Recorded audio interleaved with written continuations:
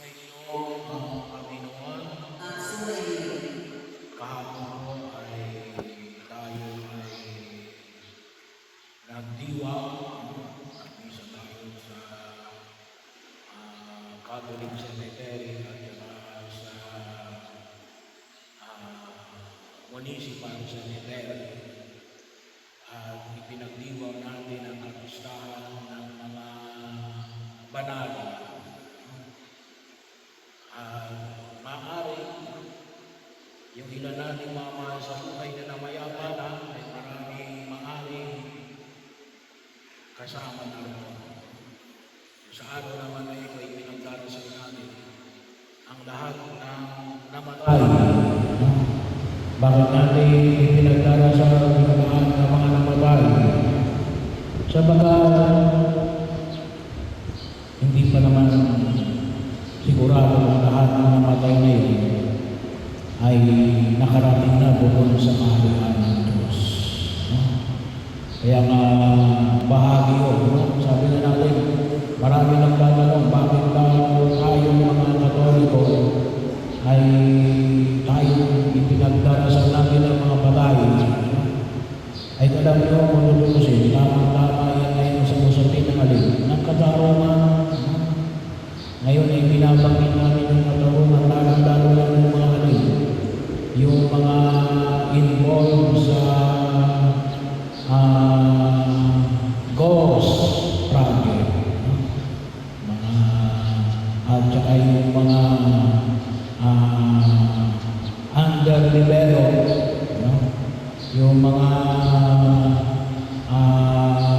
hindi rin sapat na mga proyekto, yung pangurakot, lalo-lalo na sa mga infrastruktura ng ating gobyerno. Kung sino, malawak na yun. Hindi lang ako sa usapin na DPWH, pati sa iba pa departamento ng gobyerno. Yung pangurakot. Sabi na natin pa paano yung mga nangurakot? Well, kung sila man ay namatay, saan sila pupunta? Sabi nga natin, Father, ay humingi ng tawag, nakapag-umpisan. Ay, saan sila pupunta? Didiretso na ba yan sa langit? Well, kung naibalik nila yung pera, na kanilang ninakaw. So, sigurado na yun. Father, nakapag-umpisan naman. Okay, pinatawad na sila ng Diyos. Hindi na sila pupunta sa gobyerno. Pero dahil hindi nila naibalik nung sila'y nakukuha, yung kanilang mga nakura, ay pag-uusaan nila yun sa purgatorio. Bakit po? Katarungan. Kaya rin nyo siguro, isa rin yung pamamaya na pag ninilay ko lang naman ito, na maaari din hindi natin masyadong naiintindihan yung purgatorio. Kasi baka natin makalunsod tayo. Bahagi yun. Sapagkat sabi na natin, baka akala natin kapag nag-umpisa na tayo, okay na yun. Hindi yun. Kinakailangan natin ibigay yung hihingi ng katarungan. Kaya maganda yung ipanahayag na unang magbasa, kasi yung pinapanig dito sino, yung paniniwala ni Judas. Maraming Judas sa Evangelyo, pero hindi sa banal na kasulatan. Hindi lang mo si Judas Iscariote. So, meron din tayo sa Judas. Yung ipinagdiwang natin October. Yung tawagin natin ni St. Jude. Mas kilala natin sa tawag ni St. Jude.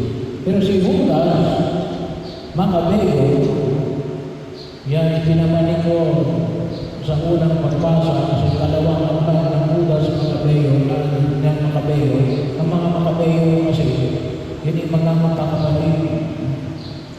po yun sa mga itinuturing natin mga hukom noong lumang tipan. So, bago dumating panahon ng mga hari na sina Saul, David at saka si Solomon, Israelita ay pinanguluhan ng mga kutawagin natin ay mga hukom. At isa rito ay si Judas Iscariote. Judas Maccabeo. At anong sabi niya? Sabi niya ay dahil sa kanyang paniniwala sa huling pagkabuhay. Kasi sabi niya, pagdasal yung mga sundalo na namatay sa labanan, sabi nga natin, bakit ipagdarasal? Parang kasi sa mga Hudyo. Kapag ang isang Israelita at isang Hudyo ay nakipaglaban para sa Diyos at para sa bayang Israel, kapag ikaw namatay sa giyera, automatic mo yung kasama ka na ng Diyos. Pero bakit na sila hindi ipagdasal? Kasi nakita niya na na yung mga Israelita bago maglaban natin yung damdamin bago maggera, sasabak sila sa gera, yung gabi, ay nakita niya natin marami ang nagkasala. Ibang-ibang uri ng pagkakasala. Hanggang doon sa idolatry, pagsamba sa Diyos. Pagkaman naniniwala sila kay Yahweh, kailan sa takot nila sa pagdating ng kamatayan ay may ilan, hindi naman lahat, na sumamba doon sa mga kinikilalang mga Diyos-Diyosan noong mga karating na mga lugar noong kapanahunan na yun. Kaya yun ang sabi ni Judas Iscariote, Judas Maccabeo. Anong sabi ni Judas Maccabeo? Ipagdasal ninyo ang mga namatay noong labanan kahapon. Kaya mahal yun po yung isa sa mga dahilan na hindi nululog natin. Kaya nga, pagkakataon din mo na nakita natin na ipinamamaning ng simbahan mula o November 1 hanggang November 8 ay pwede tayo tumanggap ng indulhensya plenaria at saka indulhensya tawagin mo natin ay partial indulgence, kabahagi na sa pamagitan ng of course, particular, tayo ay makapagdasal sa puntod, yun ay plenary, buo. Kung makapagdasal mismo tayo doon sa puntod, kung hindi naman tayo makadasal doon sa puntod, ay kung sa simbahan lang tayo magdasal, yun ay partial lamang. Pero, kaakibat ito, of course, alam naman natin, pagtanggap natin ng mga indulhensya, may kaakibat na mga gawain. Ano yung mga kaakibat? Of course, tayo ay nakapag-umpisa. Before or after na madalaw natin yung mga mahal natin sa buhay. Maaari yung mga 14 days before or after makapag-umpisa tayo. Pangalawa ay makatanggap tayo na makapag-iwan ng visa at makatanggap ng komunyon. Of course, dapat siyempre makatanggap tayo ng komunyon ay nasa grasya tayo ng Diyos. Hindi lang o basta tumanggap tayo ng komunyon, wala naman tayo sa grasya ng Diyos. Automatic na ho yun. At yun ay sa intention ng isang mahal sa buhay na namayapa na at kaakibat ng pagdasal natin yung intensyon ng Santo Papa. So yun po yung ilang sa mga kaakibat na requirement. Ito pong mga nabanggit ko, ay kalimitan din po yan ay hinihinging requirement ng lahat ng pagtanggap natin ng indulensya ordinarya. Kumisal, pagtanggap ng komunyon, panalangin para sa intensyon ng Santo Papa, at sa panalangin para sa intensyon kung kanino mang kaluluwa yung nais natin na ipagdasal. So isa po yun.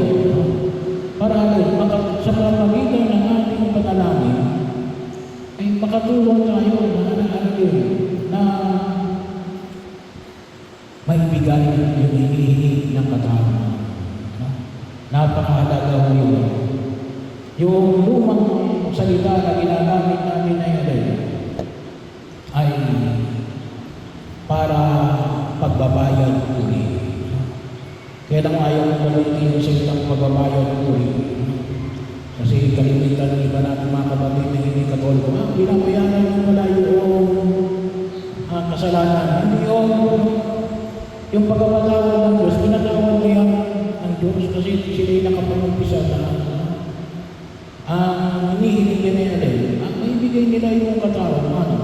Kasi gawa ng kanilang pangungurako ay may mga mahasayo sa buhay natin nagdurusa, gawa ng baha at maaaring naging dahilan ng pagkakala ng buhay na dapat hindi nila ninakaw. So, sabi na natin yan ay bahagi yun na may damage na nagawa sila, gawa ng kanilang pagnanakaw. Kinakailang ibalik yung damage na yan. Ngayon sila ay namayapana, hindi nila maibibigay yun. Kaya, kinakailangan ibigay nila yun sa purgatorio. So, ganun po yung mga hindi natin alam sa mga namin sa buhay na maaaring meron pa silang mga kasalanan na hindi na ibibigyan ng katarungan. Kaya, tayo ang tumutulong sa kanila para maibigay nila yung hinihingi ng katarungan.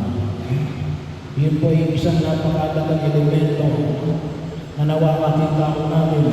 Kasi maging bahagi yun ng ating kalinangan yan na hindi na ulugan na kapag namatay ka ay hindi pwede hindi mo ibigay ang hinihingi ng katarungan. Hahabulin at hahabulin ka niya kahit nasa kanilang buhay. At bahagi rin, pangalawa, rin natin ipinagdarasal yung mga mahal natin sa buhay na namatay na para may pagdasal din tayo sa Diyos. Padre, wala pa naman sila sa langit. Kahit na wala na sila sa langit. Kasi hindi nila pwedeng ipagdasal yung kanilang sarili. Pero pwede nilang ipagdasal tayo mga naiwan sa daigdig na ito. Hingin natin na tayo gabayan ng ating mga mahal sa buhay, ng ating mga tatay, mga nanay, mga lolo at lola, mga tito at tita, mga kapatid, na nawa yung kanilang mga ipinangaral noon ay maging gabay natin sa pagkilos natin sa daigdig na ito. At mawa, tayo rin nawa ay tunay na magkaroon ng katatagan ng kalooban upang yung Ebanghelyo natin ngayon sa araw na ito ay tunay na magkaroon ng kaganapan. Ang sabi na Jesus sa Ebanghelyo ni San Juan, huwag kayo mapagkakal. Manalig kayo sa Diyos. Manalig kayo sa akin. Maraming silid sa bagay ng aming Ama. At ipaghahanda ko kayo ng natitira. So kaya sa pamagitan ng panalangin sa mga mahal natin sa buhay na namayapan ay tumutulong tayo na nawa tayo ay humantong sa kaharian ng Diyos pagdating ng takdang panahon.